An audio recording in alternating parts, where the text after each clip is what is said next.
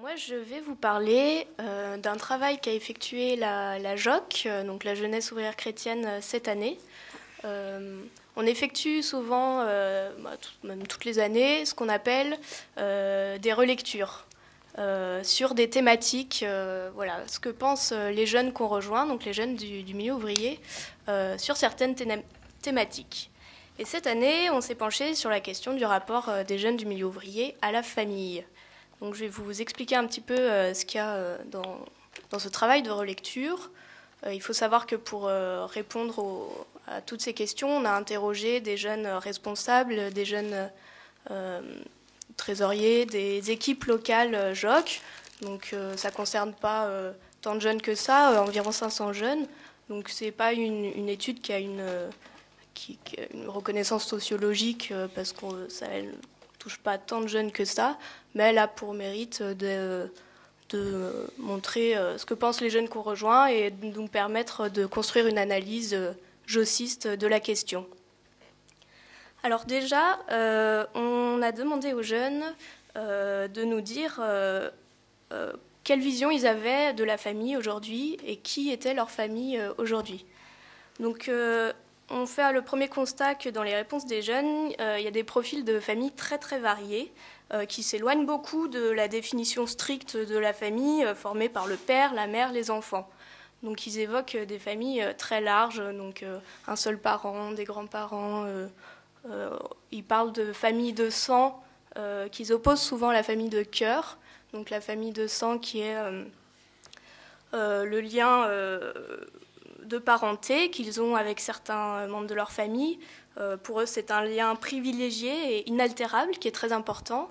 Mais tout aussi importante est la famille de cœur, donc une famille que l'on choisit. Et on observe notamment chez les jeunes migrants qu'on rejoint en JOC une définition très large de la famille, puisqu'ils ont, pour certains, une partie de leur famille restée dans leur pays. Donc ils construisent leur propre famille en France, notamment dans les mouvements qu'ils peuvent rejoindre. On a eu des paroles de jeunes, ma famille c'est la JOC en France, puisqu'elle m'a accueilli telle que je suis, sans se poser de questions sur ma situation actuelle, ma religion. On remarque qu'ils ont, les jeunes qu'on a interrogés, une vision très valorisée de la famille, qui est très importante pour eux. Il y a, cela dit, quelques difficultés évoquées, des conflits familiaux, des problèmes liés à des divorces difficiles. Mais dans tous les cas, la famille garde son importance pour les jeunes et parfois même les difficultés semblent renforcer le lien familial. Parfois même, on s'est rendu compte que la famille prenait une place très très importante chez certains jeunes, des familles avec des liens très fusionnels qui sont qui peuvent être un peu enfermantes pour des jeunes.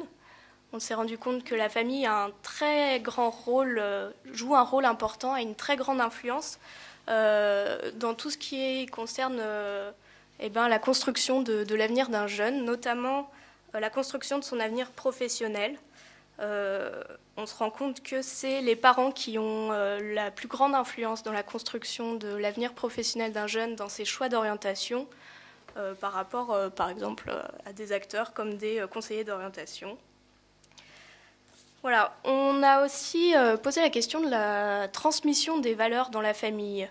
Les jeunes parlent beaucoup de cette transmission-là, des valeurs fortes, positives, qui sont transmises dans la famille, mais qui sont très universelles. Ils citent l'amour, le respect, le partage, la solidarité. Donc c'est quelque chose qui va être un peu nuancé par la suite, puisqu'on va voir que tous n'appliquent pas forcément ces valeurs de la même manière, ils n'y mettent pas le même sens. Et souvent, ce sont des valeurs qui, pour eux, sont plus à vivre dans le cadre du cercle familial plutôt qu'à l'extérieur.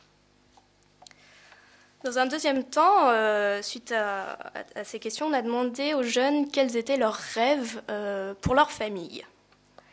Alors, dans les réponses, on voit que c'est des rêves très concrets qui sont liés à des difficultés très très concrètes des jeunes du milieu ouvrier, des histoires de dette, précarité, de santé. Donc, il y a des rêves très concrets qui ne sont pas de l'ordre de la volonté de grandes transformations, mais de petits progrès dans la famille. Il y a le rêve concret d'avoir une maison qui revient souvent. C'est un petit peu une vision idéalisée d'un lieu protecteur où peut se rassembler la famille. Dans tous les cas, dans ces rêves, on remarque une grande attention des jeunes envers leur famille, une très forte solidarité familiale qui augmente presque plus les jeunes expérimentent des difficultés à l'extérieur du cercle familial. On leur a demandé qu'en était-il de leur volonté de construction d'une vie familiale. Donc, dans leurs paroles, on voit que c'est très lié à leur passage à l'autonomie.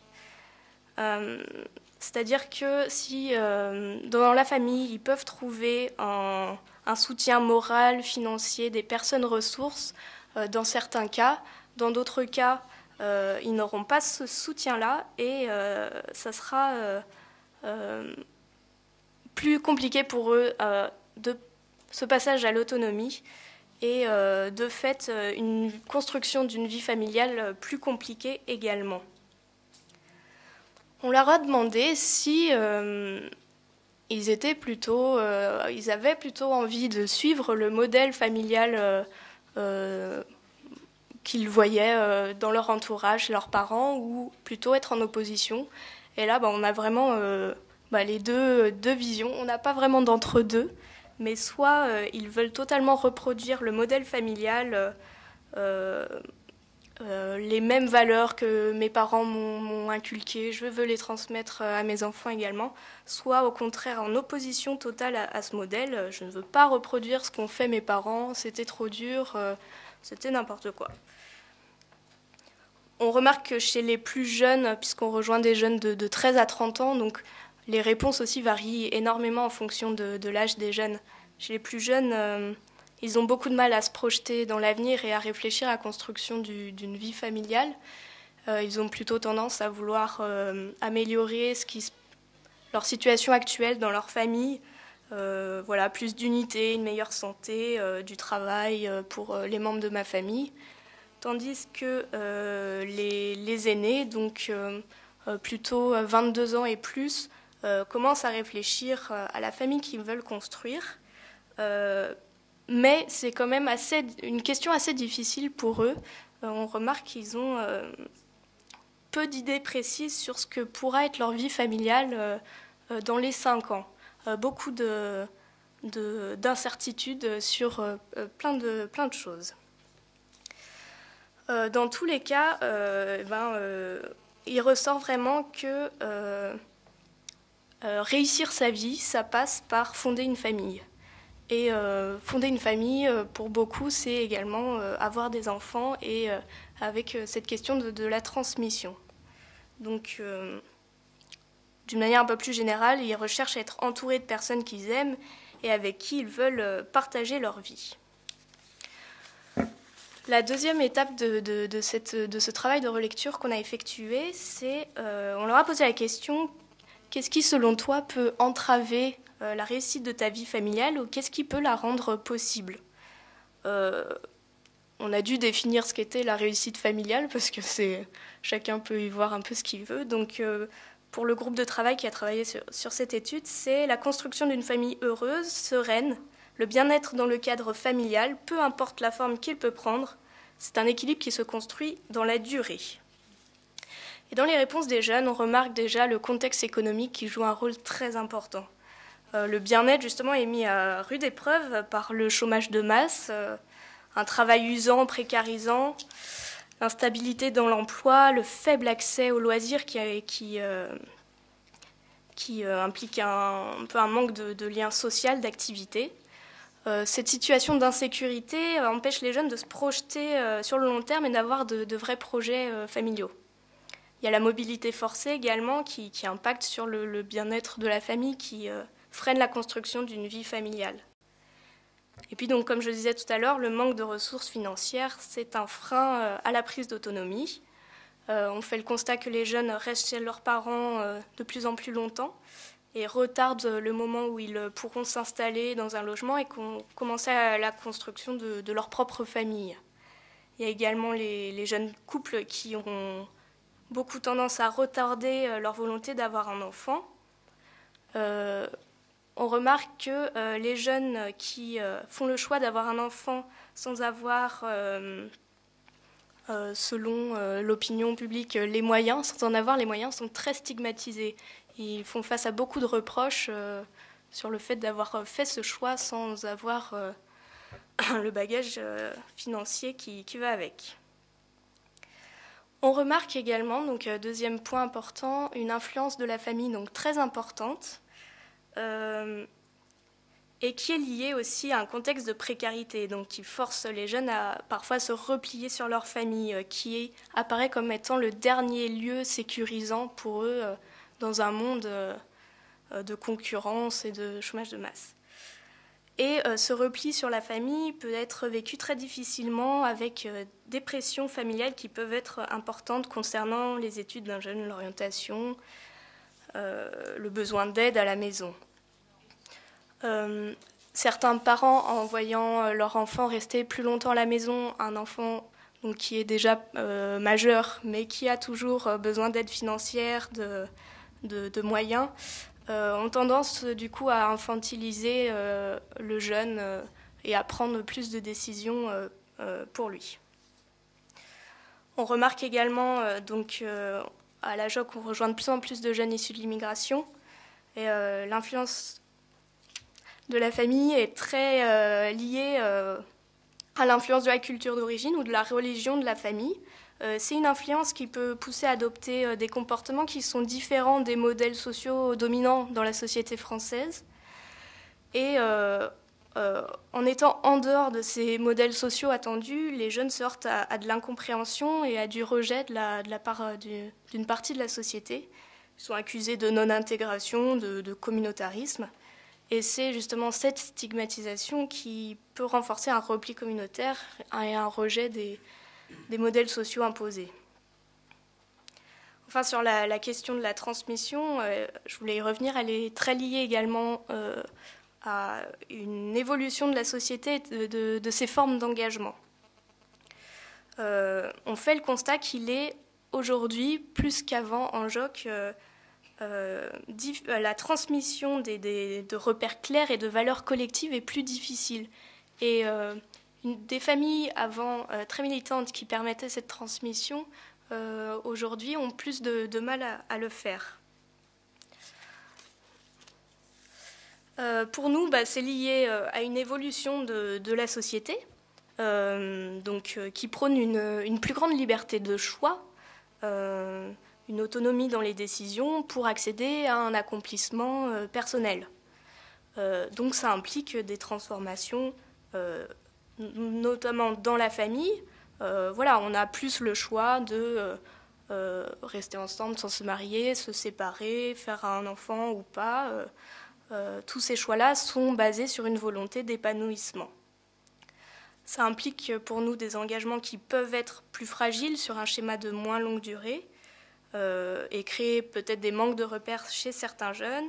Et à la fois, paradoxalement, cette liberté de choix est plus bénéfique à l'épanouissement de soi, à des choix plus réfléchis, plus libres. La question de l'éducation des enfants revient beaucoup. Les jeunes parlent de grandes responsabilités qu'ont les parents dans la transmission de vertus qui forgent l'existence. Mais cette liberté de choix d'éducation des parents est nuancée par de nombreux paramètres, la situation économique de la famille, la mobilité forcée, l'influence des médias qui impose aussi un certain modèle, et cette société donc plus individualiste qui permet une plus grande liberté de choix. On est plus libre de faire nos propres choix de conviction et de voir ces choix évoluer avec le temps. Donc forcément, avoir moins d'engagement dans la durée, d'engagement sur un mode de vie, un projet de société, on voit plus des engagements plus ponctuels qui viennent donc nuancer des des convictions profondes qu'on peut porter. Sur la question de l'éducation des enfants, il apparaît aux jeunes que c'est une question de priorité qu'on se donne dans nos vies, dans nos engagements. Je vais finir donc par conclure sur ce qu'on aimerait voir apparaître dans la société pour améliorer... une minute, parfait pour la conclusion. Qu'est-ce qu'on aimerait voir dans la société pour améliorer tout ça ? Déjà, c'est permettre à tous les jeunes d'avoir un accès facilité à un emploi stable, un logement digne, aux loisirs, un réseau social, bref, à l'autonomie pour leur permettre de construire leur vie de couple et familiale plus sereinement. C'est également travailler à plus d'égalité au sein de la famille, donc égalité femmes-hommes, égalité enfants-parents. On se dit que c'est des choses qui peuvent être abordées notamment dans les cours d'éducation civique pour permettre aux jeunes d'échanger sur les préjugés et sur les rôles genrés dans la famille. Il nous apparaît important également de ne pas valoriser un modèle familial par rapport à un autre pour lutter contre la stigmatisation, les préjugés, des sentiments de culpabilité, de ne pas avoir réussi sa vie, tout ça. Et puis permettre aux jeunes de se sentir respectés et en sécurité en dehors du cercle familial, pour ne pas qu'ils se retrouvent obligés à rester au sein de la famille pour trouver une certaine forme d'épanouissement.